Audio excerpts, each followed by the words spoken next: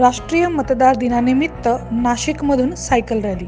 जिल्हाधिकारी कार्यालय, निवडणूक विभाग आणि नाशिक महानगरपालिका यांच्या संयुक्त विद्यमाने राष्ट्रीय मतदार दिनानिमित्त सायकल रॅली काढण्यात आली.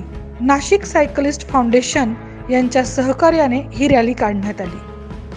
150 सायकलिस्ट आजच्या मतदार जनजागृतीपर सायकल रॅलीमध्ये सहभागी झाले होते. जिल्हाधिकारी कार्यालयाच्या प्रवेशद्वारावर सायकल रॅलीचा शुभारंभ अप्पर जिल्हाधिकारी बाबासाहेब पारधे यांच्या हस्ते हिरवा झेंडा दाखवून करण्यात आला. यावेळी वोट कर नाशिककर, भक्कम लोकशाहीसाठी मतदान करा, मतदानाची टक्केवारी वाढवा, नवमतदारांनी मतदार नाव नोंदणी करून घ्या असे आवाहन करण्यात आले.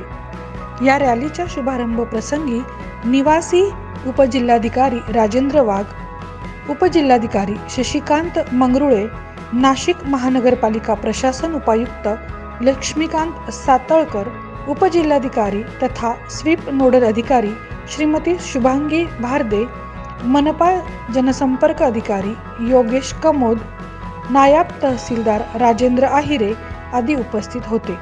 नाशिक सायकलिस्ट फाउंडेशनचे अध्यक्ष किशोर काळे, उपाध्यक्ष डॉक्टर मनीषा रौंदळ, सचिव संजय पवार, संचालक SP आहेर, संचालक सुरेश डोंगरे, राईड प्रमुख मनोज गायधनी, सोनाली सोनजे, शुभांगी भुजबळ यांनी रॅली यशस्वी करण्यासाठी परिश्रम घेतले.